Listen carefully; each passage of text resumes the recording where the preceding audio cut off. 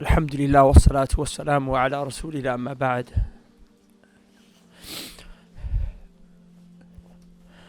Prophet, a few months ago, something happened in my life where I had to, I had to mix, I had to stop like the da'wah that I was doing. I had to stop giving da'wah, and it was one of the hardest things. It was the hardest thing that Allah tested me with what happened in my life. Because of it, I had to take a step out of everything and just focus on some other things in my life. And it was very hard because 8 years ago, I remember I was in a pizza shop with Guled. I was with Guled and we sat around a table by the window. I remember it was like it was yesterday. And we said, we're going to make a plan to make the da'wah go around the world. And we're going to reach out to brothers, the ones who you don't see in the masjid, the ones who are in the streets. We're going to reach out to the girls in the clubs. We're going to find a way to reach these people. We had nothing, no knowledge. We just started practicing maybe a year or two before that. We said we had this vision. And alhamdulillah, one by one, my brother joined the team. Abu Bakr joined the team. Alhamdulillah. We had Ustad Abu Taymiyyah, Ustad Yasin, all the brothers, alhamdulillah, like one by one, people kept joining the team. And we saw that this da'wah started to spread. I remember people used to call us crazy. They say, you people are too strict. We say, we don't care what you think. It's what the Prophet sallallahu alaihi wasallam taught us. And the haqq is true. And Allah will make the haqq prevail. And now today, we saw that Allah subhanahu wa ta'ala was opening doors. These people started to come. We set up a project called Mad Thing in the Masjid. Remember with the Mandan Part 1, all these things were taking place. In the summer, we had a 5-week program where people were studying the syllabus they taught in Medina University. It was so powerful, it was so epic, it was so emotional. We were thinking, like, our dreams starting to come true. Our dreams starting to come true in the middle when everything was amazing and it couldn't have got, we were just thinking it's only going to get better and better. I was taken out of what I wanted to do. I had to stop my da'wah. I had to literally stop everything. Everything came to a halt. I remember I went about 2 months, 2.5 months. I did no da'wah whatsoever. Anyone who knows me, ever since I started practicing, I've done nothing except give da'wah. Because I always wanted people to share with me that which I found after Allah guided me. And I pray Allah keeps us steadfast on this guidance. Ameen. But wallahi, brothers, 2 months into it, I remember I was in the masjid. It was after Fajr. And I started to become so sad. I was thinking about all my brothers that I just lost in the streets. All my sisters who were just drinking in the clubs, getting violated by men. Brothers who were just high, stabbing each other, getting stabbed in jail. I said, I can't do nothing right now. I never could. I never was able to, and I never will be. I said, everything's from Allah. I wasn't even in the UK. I didn't know when I was going to go back. So I raised my hands and I started to make a dua. And I said, Allah, I'm going to make this one dua every single day.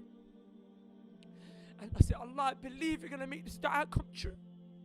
I was sitting in the masjid after Fajr. I raised my hands. I said, right now, Allah, I'm asking you right now, this minute, guide one brother because of my dua. Get one brother and guide him. Someone who's in the streets, who's not practicing, who's far from the deen, wherever he is, Allah, guide this person. And also one sister right now who's lost. I said, Allah, guide her as well. And wallahi, it was weird. Like, you know, sometimes you just feel like you know this dua came true. So I made this dua, and afterwards I felt this peace. It was like Allah was giving me peace, like, don't worry, Imran, I accepted your dua. And I made this dua every day. I made this dua every day, brothers. And I remember I must have been making it for about 50 days. 50 days. And our Umrah trip consists of 50 people. I remember when Abu Bakr told me, he said, bro, we reached the maximum capacity, 50 people. sold out. I was like, rah, is this maybe my prayer coming true? So then I started to make another dua. I started saying, Allah, first I was asking you to guide these people, and I don't know who they are, where they are. Then I said, Allah, now I'm making a different dua. I said, Allah, I want you to show me the fruits of my prayer. I want you to show me these people who I prayed for. I want to see them.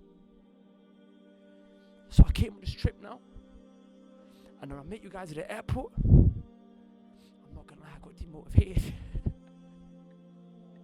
You know why? Because when I saw you guys, I remember wallahi at the airport, I grabbed Guled, I grabbed Side, I grabbed the bucket. I said, emergency. I go, this group is different. I go, these man, I'm not gonna lie, they look like they finished. I said, we never ever took a group this bad before. I said, the guys in this, I can see it in their eyes. I said, these guys need help. I said, wallahi, I think we bit off more than we could chew. Abu Bakr looked at me, he said, bro, you were the one who was saying, like, put the maddest guys in my group. Let me take the maddest guys. I was like, bro, I take it back. I don't know if I could do this. So anyway, I'm not gonna lie. I was so stressed when I jumped into the plane. I remember I was sitting next to Ahmed. He was asking me questions. When he got tired of asking me questions, I think maybe he kind of dozed off. I started to make dua on the plane. I said, Allah, please. I said, don't let a single guy from this group go back and he hasn't changed. I said, Allah, don't let a single guy go back except that he done a 180. I said, Allah, I don't want a guy who just goes back and prays. I don't want a guy who goes back and he says, Allah, you gave me 50 men. Ya Allah, send each one of them back a changed man. Touchdown in Medina. I'm still stressed, I'm still worried. First night, I went to sleep. I woke up an hour and a half later. Hour and a half, 2 hours. I woke up because I had a dream. Brothers, I don't have dreams. I'm not like Ustad Abu Taymiyyah. He has dreams, Allah Barik, mashallah, they come true as well. I'm not a person who has dreams. And as you know, dreams, they have good signs inside of them. And the dream was weird. Wallahi, in the dream, I saw all of you. All of you came. Every single one of you. But there's 3 of you for some reason that were ahead of everyone else. I don't know why. I didn't even know you guys at this time. 3 of you were in front of the whole group. I saw Kamal, I saw Mu'ad, and I saw Hamza. And you looked at me and you said, we want to change. You said, I'm done. I remember I got up. I said, I grabbed the bar. I said, you man, I just had a dream. I said, I think this is a sign. I think this is a sign that literally this trip, everyone's going to change, inshallah. So I started to feel more confident. I started to feel more happy. Some of you I was chatting to, I was seeing, I could see some of you didn't even fully know that you were going to change. Because I had this dream. I saw this dream. I knew every single one of you was going to change, inshallah. And I was just waiting for it. And then we reached Mecca. And I could see some of you saying things that you weren't saying before. I could see you asking questions you weren't asking before. And it started to increase my certainty that every single one of you, when you go back, you're going to be different men, inshallah. And now, I remember I was asking myself the whole time. When I saw that dream. And I saw all of you. I was asking myself, what was that scene? Now that I'm sitting here looking at each and every single one of you, pretty sure, and I think that this moment right here is what Allah showed me on the first day we came to Medina. And Allah made my dream come true. My brothers, wallahi, we love you for the sake of Allah. Like, it's weird, like, I almost feel weird. Like, one brother asked me, in Medina, he said to me, Why do you care so much? Like, strange. You don't even know these people. Like, as you said, it's weird that you care so much about these people. Wallah, I don't even know why I care. Wallah, I don't even know you. I'm in a different country. I don't know you. I never met you. Like, I'm crying over you. I'm a grown man. I'm crying over you. I'm crying over you. Brothers, it's because we really love you. I'm saying, me and Kool-Aid at the pizza shop 8-9 years ago, we were planning this moment 8-9 years before we met you, brothers. The reason I'm mentioning this to you is because, brothers, this is real love. Like them brothers you have back home who never once told you pray, bro, they don't love you. Those girls that you roll with, or your girlfriend, she don't love you. These people don't love you, brothers. Like, we genuinely love you. And like my brother said, like, we're prepared to even sacrifice our children for you. Like, I've seen my brother sacrifice his daughter's rights at times for the brothers. It's not lip service. I've seen this with my own eyes. I'm just saying, brothers, when you go back, know who your real friends are, and know those who really care about you. And don't be like those who, when you go back, you just go and do your own thing. This is a family that we built here. It's going to carry on, inshallah. It's not something that just ends when we leave at the airport. No, brothers. It's for life. It's for life. And I'm telling you, there's people online, they hear about the mandem from part 1, part 2. People are like, how do I be a part of this team? Bro, it's not that easy, bro. It don't happen like that. Allah has to choose you to be a part of this family. Allah chooses you to be a part of this family. It don't work like that. Wallahi, people from all around the world are trying to access us. I'm not saying this from the angle of being proud or arrogant, but I'm telling you now, people from around the world, they just wish they could just be a part of this team. Right? Wallahi, brothers, I don't have time for them. We don't have time, but we got all the time in the world for each and every single one of you.